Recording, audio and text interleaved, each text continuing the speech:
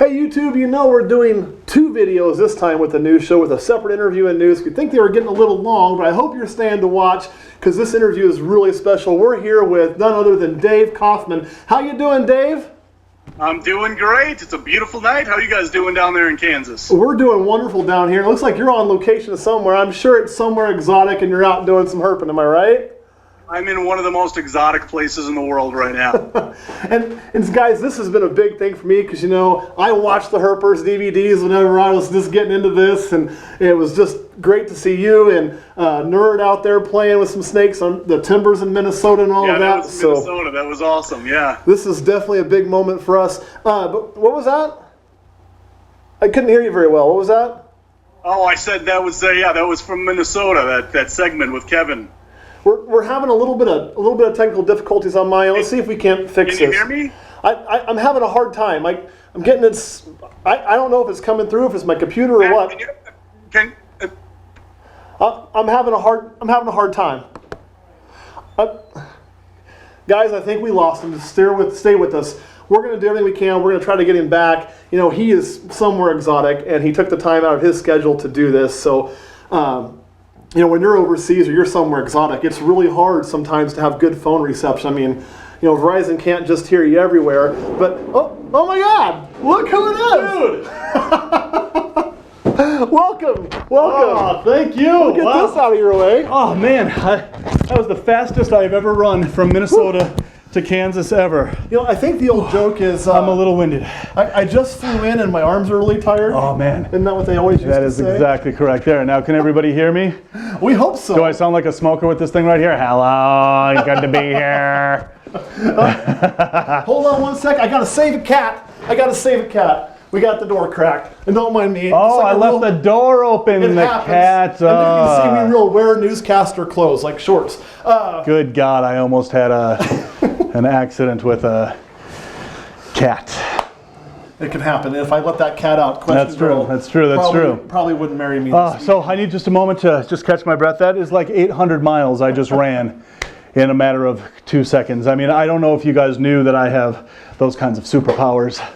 But welcome. But I do. And Thank you. You are the first person we've ever had here live in studio. Is that right? Absolutely. That's awesome. And as part of that promotion, if anybody in the studio audience would look under their seat, because Dave is live today, we're giving away brand new Ferraris. Just find the key underneath your seat to everybody live in our studio. Everybody watching this is getting a brand new Ferrari, courtesy of... You know, the fact is, Oprah's got nothing on me, okay? We're high rolling more than Oprah. So check under that seat. Oprah has better hair. Probably more of it, too. Well, let's get to the interview. Let's do it. You know how this works. We've got 12 questions. 4 we ask everybody, 4 specific to you. Okay. And 4 from my And 4 from the... Now, I just want everybody to know Minnesota Vikings. Huh? This is why I love this guy right here. And we're going to start with what is your biggest success in reptiles? Oh boy, biggest success in reptiles. That is, okay, so I don't want to like brag and sound arrogant or whatever, but this is a time for it. Well, I appreciate that, but I have crossed over between, you know, half of my herpetological love is deli cup herping, as they call it, yeah. And breeding, and the other half is field herping. Right. And so I kind of cover that bridge, and I don't think that there's actually a lot of herpers out there that do that. You're either a deli cup herper, you're a field herper, or whatever. Some dabble in both, but I love both, you know, just equally. So the question that I have is that question pertaining to my breeding, or is that question pertaining to field herping? That depends on how you want to answer it. That is completely open. Very good. It would have to be just a few months ago in New Caledonia. Oh, when you went to, yeah. And it would have to be the terror skink. Yeah. And finding that incredibly endangered lizard in the wild. And you know, that trip, we researched and we planned for 6 months before we left. We read every paper that we could find. Mm-hmm. We read, you know, every map, and we studied every island, and so we knew exactly where we wanted to go before we went out there. Even with all that prep, yeah. The lizard still has to show up. Right.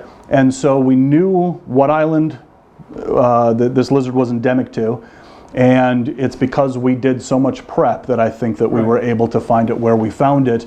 I think that that is probably way at the top of my list. I would imagine. 'Cause, you know, we did a video recently talking about how TV hunts and a lot of them are staged, but that's not what you're doing. This isn't a full This TV is crew. not, This no. is you going out in the field. This is me holding a camera in front of my face, Right. just like any other vlogger, just like any other YouTuber. And when you know, that trip was incredibly expensive. Incredibly expensive. New Caledonia is the single most incredible place in the world, but it is also the most expensive. Cheeseburger, fries, and a beer was $50 American. Oh my God. Just to set up a tent in one of the campsites was $100 American a night. Well, I have Just to learned set up a tent. I am probably too cheap to go to New Caledonia. You know what, so was I, but yeah. So anyway, the point is that you go out there blind. You go out there, and if you're doing a video on finding crested geckos in the wild or Leachianus in the wild, you have no guarantee that you're going to come back empty-handed and have no videos to show. Right. Or have videos of, hey, I went to New Caledonia and I didn't find what I was looking for, and you know, please don't give this video a thumb down and think I suck. So you could have a complete bust, but you Oh, absolutely, and the feeling of like the acid building in my stomach every time that we went out, and I'm like, just one crested gecko is all it's going to take. One Leachianus is all it's going to take to have these movies. And so when you go out there with an idea of what you want to do and the videos that you want to film, and you don't find what you're looking for, the house of cards just falls. And so I think that once we found that, and I knew that I had an episode about finding the 5th known living species of a reptile ever known by Western science, that answers that question. That was just awesome. I think that's a solid answer. Yeah, That brings us to the next question, which is the other side of that coin, and that is, what is your biggest failure in reptiles? Oh boy, biggest failure has to be my first clutch of ball pythons. Mine too. Absolutely, and I think that this story is probably shared by a lot of people. I started out breeding pieds. Pieds are what made me fall in love with ball pythons, and pieds are what I work with exclusively now. And I bought a male pied for $2,500. Okay. Male pied. Now they're what, $400? And I bought a het female. And I didn't know what I was doing. I read everything that I could on how to breed these things. And I got them, and I got a clutch. And I didn't have an incubator. I was using an old melamine cage as an incubator that I put the heat tape around and whatever. But I didn't think to go in and check to make sure that the substrate of the vermiculite stayed moist enough. Yeah. And it dried out. Sorry, hang on a second. Let me just throw this out the window here, because this thing doesn't work anyway, as we have now. We figured that out. Yeah. But anyway, yeah, so I killed my first clutch of ball python eggs. And this is back when, you know, baby females were still $4,000. Yeah. And so I killed probably $10,000 worth of eggs in a single clutch. And that was my biggest failure. And you know what's funny is I've bred so many ball pythons since then and have produced so many babies since then. 100% success rates, 100% hatching rate. But it's that clutch that I still will not forgive myself for. Isn't that funny how that works? I get it totally. Yeah, you know, yeah. it's so similar to what Yeah. ours is. And we do that question. Right, we do. We do. Right. And we're all Right. make those mistakes. Mine was the opposite. So instead of making sure it had enough moisture, I used, you know, a commercial brand, and they dinted a little bit, so I thought it needed more moisture. Then more moisture. Then more moisture. Then more, and I drowned them. And I felt like such a total piece of shit because I felt like I killed these living Absolutely. things. And so and you never let it go, but you don't. Yeah. You learn from it. Right. Just really. real quick segue. I'm not like fixing my hair because it might look good. I've been out herping all day down here in Minnesota/Kansas, and I feel like little crawlies in my hair. So I have ticks crawling all over me. So I feel little tickles, and I'm like, is that a tick? Is that a tick in my hair? If you feel tickles in your hair, I'm not loaning you my hat. I already wore that before we started shooting here. But since I'm feeling for ticks, I might as well make sure everything's fine. Yeah, if I had your hair, I'd be playing with it too. But that brings us to random question time. Dun, dun, dun. My first draw of the day. Let's see what we get. Well, I'm a little nervous. I am too. These can go really good. Who wrote these? We wrote a bunch of them, but then other people. This one's from a guy named David who just sent it to us. All right. I hope I don't let you down, David. He wants to know, how often do you check your balls? On that note, I've checked my balls so many times today because I feel little bugs crawling on them. I wish that I was joking about that, actually. I mean, once you see that one little tick, you know you've got 8 million on you, and you're just every little tickle you see. How often do I check my balls? Ball pythons every single morning and every single night. Yeah. All right. Now, that gets that one out the way. We got a few more of those. That brings us to the next set question for everybody. And that is, where do you see this industry going? Oh boy, I see this industry, I think that the ball python industry, which is kind of a separate industry from the rest of herpetoculture, to be honest. I see the ball python industry on a plateau right now. Yeah. So it was like way up here, and then it just completely dropped, and now it's on a plateau. And while it's on that plateau, it's actually the best thing for the industry to be on this low plateau right now. Because what's happening is that everybody that got into this to get rich quick is realizing that I'm not getting rich quick, and they're going to bail. Right. And as soon as they bail, there is going to be a vacuum in the supply of ball pythons, and the demand is still going to be there. And so what's going to happen now is that the demand is going to outweigh the supply, and we're going to go from that plateau right back up. Yep. And that's how I see the ball python world doing it. So if you are into ball pythons because you love them like you and I do, stay with it. Yeah. Because that's going to go back up as soon as that vacuum is created, and it's happening now. I see it all the time. Right. It's totally happening now. I would agree with that. I think that's, you're right, it is a good thing for the market. As far as the other aspects of herpetoculture, I see more morphs of more species than the world has ever seen coming up. There are so many people working with so many colubrids and so many, you know, even turtles and lizards and whatever. And when you work with those kinds of animals, inevitably you are going to come up with an albino, you're going to come up with an axanthic, you're going to then come up with a snow, and we're going to see so many morphs of so many different animals like we've never seen before. And variety is the spice of life. Indeed it is. So there that is. Well, and then, we skipped one. That's our big. Wait. That is, how did you get started in this industry? How did I get started in this industry? I wanted to impress a girl. No, that's not true. I wish it was true. That'd be great. That would be a great story, wouldn't it? Yeah. I was 9 years old, and I caught a garter snake in my parents' front yard, which when I'm 9, that was also my house until I was 10, and they kicked me out and told me to get a job, and I haven't talked to my parents since. No, that's No, my parents are very nice people. But yeah, so I caught a garter snake, and my mother was terrified of snakes, and my father was kind of indifferent. But to their credit, they didn't want to, kind of pass their own fear and judgment onto something that could bloom into what it has. Right. And so they allowed me to keep them. See, my mom stayed terrified, wouldn't let me have. Oh, my mom is still terrified of them. So now I'm like, look what I got, Mom. That's right. That's right. That's right. Actually, my mom will come over to my house and pet the ball pythons now. She really likes the ball pythons. So she won't go. The funny story, really quick, we'll get back to questions, is the first time she did come here after I had all the snakes and I bought this house, she didn't know I had a rattlesnake, and I didn't tell her. So I had to hide it in a closet, close it up, and just hope it was quiet enough. Right. And I told her the day after she left, and I was in trouble. I don't think she spoke. The only snake that makes noise has to, yeah. Well, one of them anyway. To a random question. Them bull snakes do. Bull snakes and saw-scaled vipers and on and on and on, but yeah. And this is another one sent in by one of our viewers. Excellent. This is from Cody. Cody. And he wants to know, what's the weirdest thing you found on your balls? You're getting hard ones. What is your fans' fascination with my balls? We do film a lot of balls here. What's the weirdest thing I've ever found on my balls? Ticks. Geez. It's kind of like, ball pythons are kind of boring. You don't really find anything interesting on them. Stuck shed.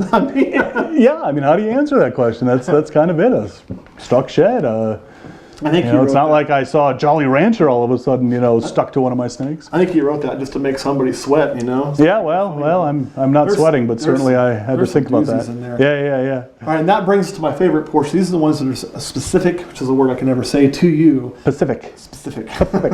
And the first one is, you have been all over the world. What is your favorite country to go herping in, and why? Australia. Okay. Australia, and the reason is because of the diversity that they have there, and the animals that I grew up just absolutely mesmerized by, the monitors and the carpet pythons and the giant pythons, the olives and the scrubs and whatever. These were what I read about in books as a kid, and then to actually go there and be holding these animals that I have been dreaming about seeing in the wild since I was a kid, that had a very personal thing to me. But Israel is another one.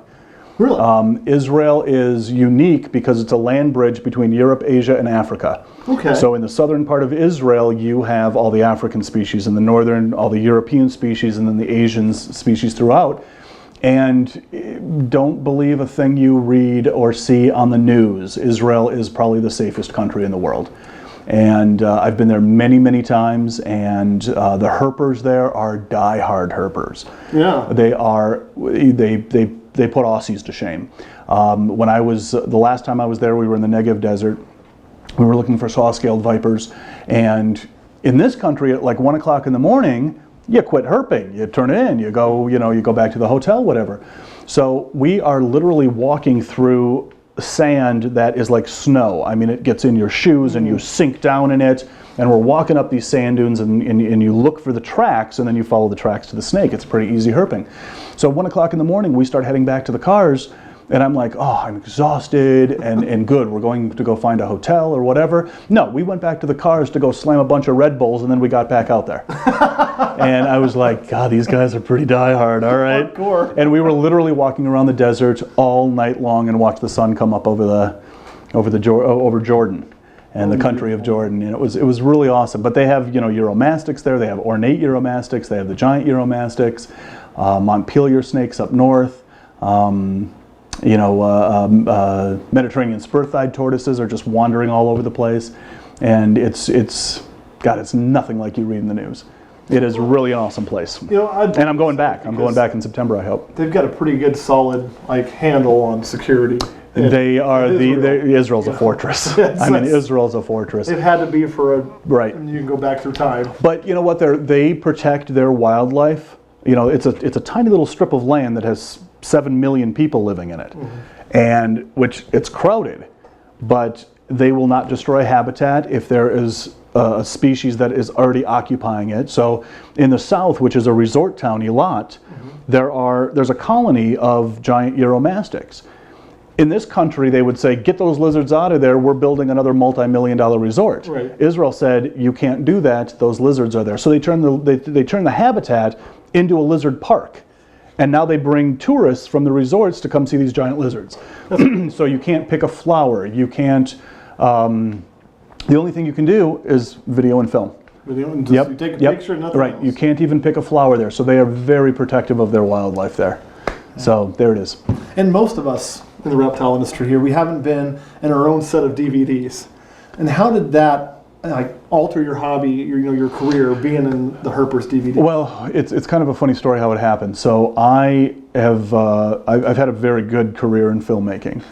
Before the Herpers thing and before I was well known amongst Herpers, I actually had a very good run as an independent filmmaker. Okay. I did a film called 13 Hours in a Warehouse, which I think we shot for $75,000, and it grossed $5 million worldwide. It was released through Lionsgate. It was released in China, in Europe, in Russia, and all over the world. And when I got finished with that film, and it won tons of awards, and we did the film festival circuit with it, and it was great. But I wanted to break into documentary filmmaking. And I was thinking, what am I going to do this on? Am I going to do this on a social, topic? Am I going to do this on this topic, that topic? And I was like, all right, and I had an investor that was like, I'm gonna fund your next film. You just let me know what it is. And so I spent some time, and I was like, what do I want to do? So, when you go and clean cages, it's such a mindless activity that I use that time to kind of, create and think about what I want to do. And so I'm cleaning, I'm cleaning all the snake shit out of these cages, and I'm like, what do I want to do a documentary on? And then somebody called me as I was doing that, somebody from the film, and asked me what I was doing. I said, I'm cleaning cages. And they're like, why are you doing this? Why do you keep these dangerous animals? And I was like, they're not dangerous, they're pythons. And I'm explaining to her why I'm a herper. And I'm like, you idiot. Make a documentary on why there are herpers in the world. Make a video or make a documentary for people that don't get us. Right. And I did. And what's funny is that the majority of buyers of that DVD were herpers. Oh, yeah. Yeah, and then they showed it to, non-herpers to kind of explain what we do. And that film did so well that we made Herpers 2. And that film did well, and then we did a kind of a crowdfunding for Herpers 3, and Herpers 3 didn't do as well simply because it was on that cusp where people stopped buying DVDs and started going to streaming. Right. So Right. I have a lot of those DVDs in my garage still. But yeah, so I mean, it kind of took me on that, and then after that I made another documentary about stand-up comedians with Louis Anderson and Kevin Nealon.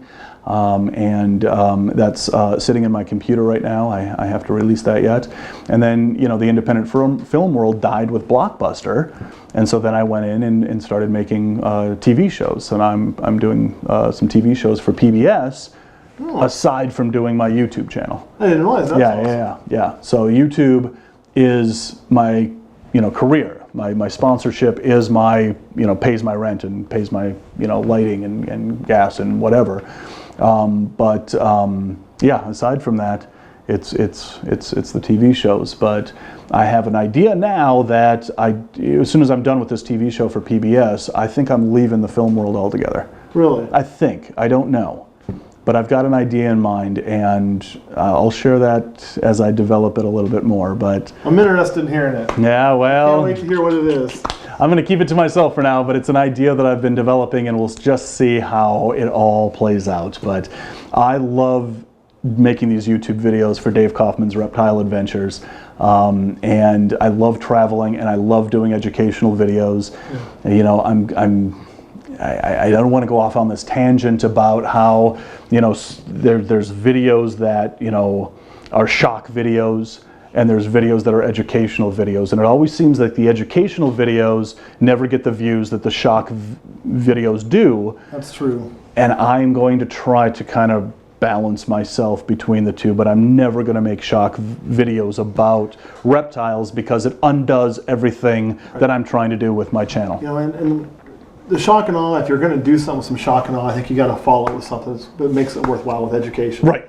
If it's just simply to shock and awe, then there's... Right. It's like eating just candy. That's a good concept. Absolutely, right? Exactly. And, you know, I mean, I've done a series of, you know, monitor bite videos. Like, you know, we did when I was in Brisbane, Scott Eiper got nailed by his parenti.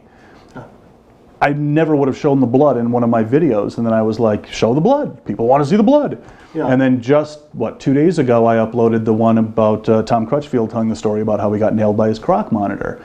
And yeah, I mean, you can see his dripping, bloody, gory hand. Yeah, you can. Yeah, so it's you know, it's the riding the shirt tails of the shock, but still using it as education, and that's what I try to do with my channel. So, what was the question?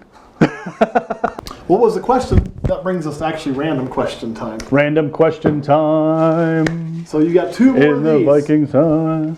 So all right. Number 3. Dun dun dun. This is one question a girl wrote. So she's throwing you an easy one. A girl wrote. Okay, yeah, good. I like these. Your favorite restaurant in your hometown? How is that an easy question? It's better than what you find on your balls. My favorite restaurant in my hometown. Oh boy, Birch's. It's right down the road, and it's they do microbrewing right on site. Oh yeah? And it's on the lake that I live on, so you get to sit on the back porch of the restaurant overlooking the lake and drink whatever beer they have and have a burger. Birch's, Long Lake, yeah, there you go. Nice. There you go. All right, we'll get back to some herp stuff now. Right on. So, and then with herping all over the world, what is a favorite animal you have gotten to have contact with? I think that goes to the other question, the terror skink. Yeah. Yeah. Holding that animal in my hands, it did not seem real. And there are so few moments in life where you experience something that just simply doesn't feel real. Yeah. When you know that you can feel it and touch it and have it poop on you and whatever, you know that it's real, and it still did not feel like it was real. That's awesome. That terror skink is, we are kindred spirits. Yeah, definitely. Okay, and in your travels? In my travels. What is the weirdest or scariest situation you have found yourself in? Oh, how long can this video be? I mean, there are so many stories that I could tell. Say again, the weirdest?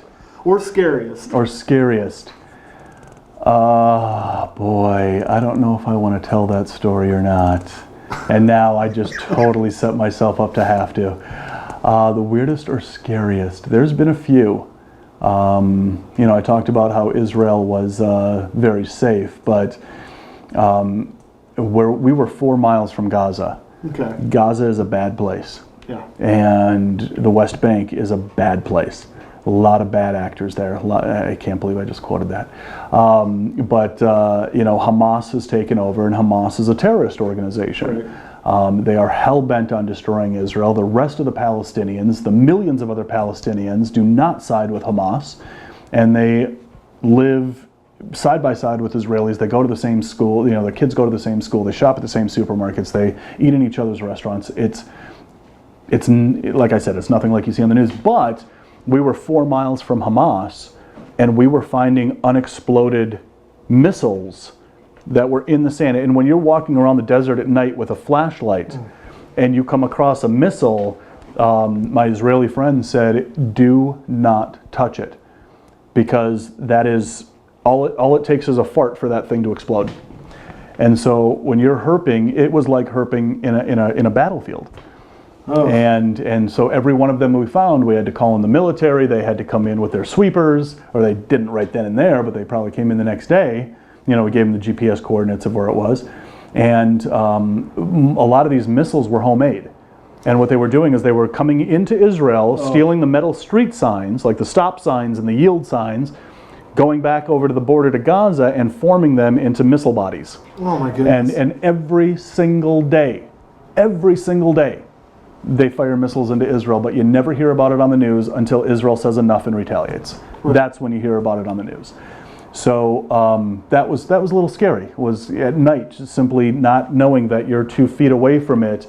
And we all know what herping at night is like. You crash into stuff. Your visibility is low. You're looking on the ground. You're not looking in front of you. You could very easily walk into one of these and kick it, and kaboom. That'd be it. And yeah, so it's an extremely rare thing, but it does happen. Wow. So that was a little hair raising. There have been places where here in Kansas, we were chased off of what we thought was public land, but apparently private land kind of had a little finger or whatever into this public land, but it wasn't marked. We crossed over it. Some guy pulls up on a ATV with a shotgun and points the shotgun at us. Was that in my neighborhood? That was just on the street. I think it was your neighbor. No, this is my neighbor. I probably know who that was. Oh no!